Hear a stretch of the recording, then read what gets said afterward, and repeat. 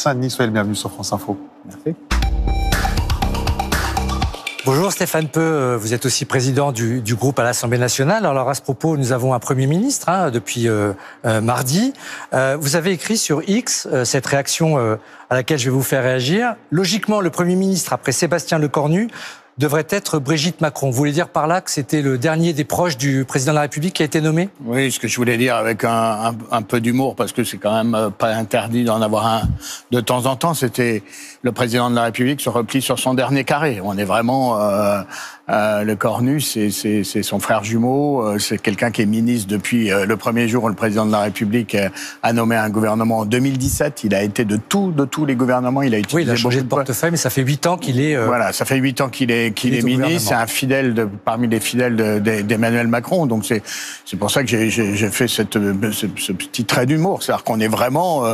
c'est la famille, quoi, là. Lorsqu'il parle de rupture, si on regarde ce CV depuis 2017... vous pensez que c'est un élément de langage ou que c'est possible de faire différent quand on a été aussi longtemps très proche d'Emmanuel Macron ? Non, moi je pense pas, parce que les Français, on le disent et le répètent, ils veulent un changement de politique et ils l'ont exprimé dans les urnes en 2024 aux européennes, puis ensuite lors de la dissolution. Ils veulent un changement de politique et le président de la République refuse qu'on change de politique et donc n'entend pas ce que 70% des Français disent d'une manière ou d'une autre par leur vote. Et donc il y a là un déni démocratique qui est, à mon avis, le péché originel de cette législature. Il y a tout Premier ministre, que ce soit Michel Barnier avant-hier, François Bayrou hier ou Lecornu aujourd'hui, sont frappés d'illégitimité puisqu'ils sont nommés en dépit ou contre l'expression majoritaire des Français. Alors bien sûr, il n'y a pas personne à de majorité absolue à l'Assemblée nationale, mais enfin, dans une démocratie, il y a une coalition qui est arrivée en tête, c'est celle du Nouveau Front populaire. Et je ne dis pas que ça aurait été simple, mais nous avions pris l'engagement, et nous continuons de prendre l'engagement, si nous étions appelés en responsabilité de faire texte par texte, de construire des majorités, de ne pas utiliser le 49.3, toutes choses qui permettent de garantir un bon fonctionnement du Parlement, mais en respectant le vote des Français, en ayant un gouvernement de gauche. Les Français veulent une politique de gauche en France. Alors, il a donc nommé quelqu'un de son camp qui est en train de consulter. Donc apparemment, les oppositions, ce sera pour plus tard. Aujourd'hui et lundi, c'est la journée des syndicats de salariés, mais aussi du patronat. Mais M. Lecornu a le même souci que M. Barnier, que M. Bayrou, c'est d'essayer de tenter une non-censure. Alors, pour vous, est-ce que c'est un Graal atteignable ou on va peut-être vers un nouveau Premier ministre à l'aune du débat budgétaire ou vers une dissolution ? Vous voyez ça comment, avant qu'on entre dans le détail des concessions qui pourraient être faites ? Non, enfin, c'est voué à l'échec. La rupture, c'est un élément de langage. On ne peut pas être le fidèle d'Emmanuel Macron, nommé par Emmanuel Macron contre l'avis majoritaire des Français et prétendre à une rupture. Donc c'est un élément de langage, mais le président de la République ne veut toucher à aucun de ces thèmes. L'impôt de solidarité sur la fortune qu'il a supprimé, une fiscalité avantageuse pour les riches, la réforme des retraites, enfin, toutes ces choses qui ont été des points durs et qui font que les Français sont en colère, parce qu'ils voient bien que ce sont toujours les mêmes qui payent, ceux qui travaillent. On entend quand même dire, alors on verra ce qui se passe sur les retraites, parce que j'imagine qu'il attend de recevoir les partenaires sociaux, comme on dit, mais il y a une concession qui serait tout à fait possible. Monsieur Lecornu envisagerait de supprimer la suppression des 2 jours fériés, alors qu'il devait rapporter 4 milliards dans le budget prévu par Monsieur Bayrou. Ce serait déjà un geste qui plairait à l'ensemble de l'échiquier politique, puisque ça avait quasiment offusqué tout le monde de toucher à ça par rapport au pouvoir d'achat des Français. Ça, ce serait une concession, mais pas suffisante pour vous. Oui, mais non, parce que la présentation du budget de François Bayrou, c'était le musée des horreurs. Bon, donc j'imagine bien Sébastien Lecornu enlever 2 ou 3 horreurs dans ce musée des horreurs. Mais cette suppression, la suppression, ce serait quand même important ou pas ? Oui, bien sûr. C'est tellement injuste, c'est tellement incompréhensible de vouloir supprimer 2 jours fériés, de faire travailler les Français plus en les payant moins. C'est absolument insupportable. Donc il faut le faire. C'est une concession. On l'entend. Mais enfin, ce n'est pas ça une rupture. C'est quoi les lignes? Alors, on a toujours dit, on dit les lignes rouges, mais Fabien Roussel a été appelé par Monsieur Lecornu. Est-ce qu'il a évoqué, Monsieur Roussel, vos lignes rouges? Alors, on voit bien taxes pour les ultra-riches, ne pas toucher au pouvoir d'achat. Vous y ajouteriez quoi? La suspension de la réforme des retraites? Il y a une résolution qui a été votée, que vous aviez mise en avant à l'Assemblée. Il y a des conditions nécessaires, mais pour l'instant, elles ne sont pas suffisantes.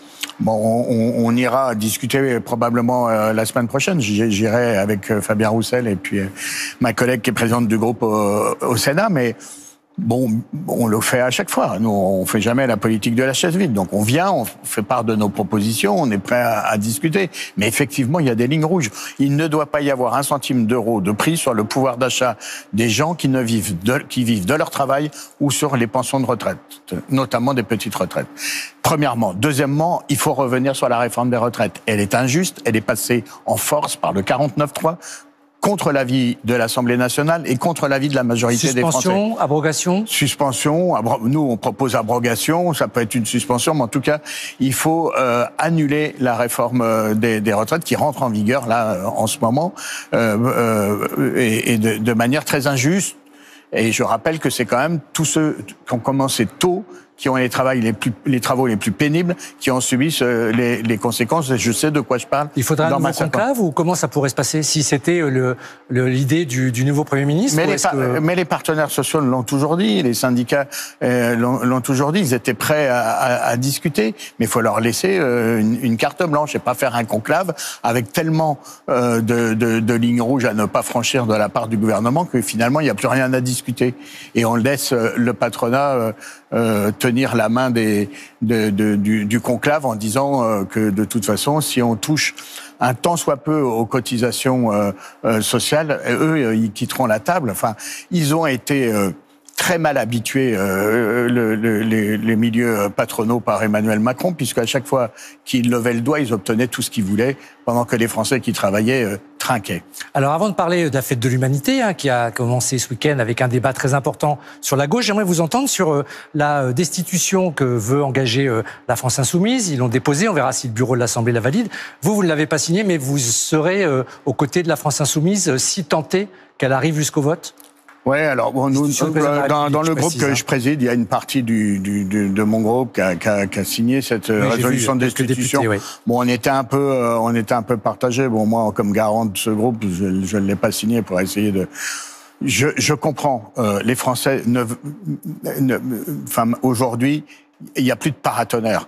Emmanuel Macron est en première ligne. Les Français ont identifié depuis longtemps que c'était lui le responsable de tout leur malheur et que tous les premiers ministres qui défilaient n'étaient là finalement que pour tenter de le protéger et d'éviter qu'il soit en première ligne. Mais il est en première ligne. Les Français veulent qu'il parte. Alors je comprends la motion de destitution. Moi, ce que je dis dans cette période, c'est que je pense que Sébastien Lecornu fera l'objet d'une motion de censure. C'est inévitable. Il est que Sébastien Lecornu n'ira pas au bout. Mais oui, parce que c'est le majordome d'Emmanuel Macron. Donc il fera ce que Emmanuel Macron voudra qu'il fasse, et donc il n'aura aucune marge de manœuvre. Donc il tombera, il sera censuré. Mais quand on est dans une crise sociale et une crise politique telle qu'on est aujourd'hui, moi je pense il n'y a pas d'autre solution que de retourner et de redonner la parole au peuple. Pour cela, soit un référendum sur un sujet central, les retraites ou les choix économiques, soit un geste gaullien de la part du président de la République en démissionnant, mais en permettant d'avoir une élection présidentielle dans une durée qui permette d'avoir un grand débat sur les options mais Emmanuel Macron est incapable d'avoir un geste gaullien, il n'est pas du tout à la hauteur de ce geste, soit une dissolution et des élections législatives. Mais à un moment donné, il n'a pas respecté le vote du peuple. Il faut redonner la parole au peuple pour qu'il confirme ou infirme ce qu'il avait dit en 2024. Alors rapidement, vous parliez d'élections législatives éventuellement anticipées. Ça veut dire peut-être une gauche unie ou pas. Il y a un débat demain après-midi à la Fête de l'Humanité que vous animerez avec Olivier Faure, Mathilde Panot, Marine Tondelier, François Ruffin. Est-ce que je peux l'intituler le débat des meilleurs ennemis, des meilleurs amis? Est-ce que le NFP est mort de sa belle mort? Ah, je ne crois pas du tout, non. Alors, pas du tout. D'abord, La gauche, elle est diverse, elle a toujours eu... Diverse, oui, mais divisée, c'est plus compliqué pour une élection. Ouais, mais je crois pas qu'elle sera divisée. Voilà, je suis assez confiant. Il faut que moi je conçois mon rôle dans le débat de demain, mais aussi chaque jour à l'Assemblée nationale comme président d'un des 4 groupes du NFP, comme un trait d'union, comme un agent pacificateur, comme un casque bleu, enfin peu importe la formule. Donc moi je crois à l'union. Je pense que il faut toujours avoir à l'esprit que, d'abord, aussi loin qu'on remonte dans l'histoire, la gauche n'a jamais gagné dans ce pays sans quand elle n'était pas unie. Et qui plus est, il y a un danger qui pèse sur la France, qui est celui d'une arrivée de l'extrême droite au pouvoir, il serait insensé d'avoir un autre chemin que celui de l'union et de faire prévaloir nos différences sur ce qui nous rassemble. Alors nous verrons bien comment se passe ce débat et éventuellement si vos prédictions de dissolution arrivent. En tout cas, pour l'instant, Sébastien Lecornu consulte et vous nous raconterez comment ça se passe lorsque vous irez avec Fabien Roussel et la présidente du groupe du Sénat. Merci. Stéphane Peu. Merci. Merci beaucoup Serge et merci Stéphane Peu d'avoir été l'invité de la matinale de France.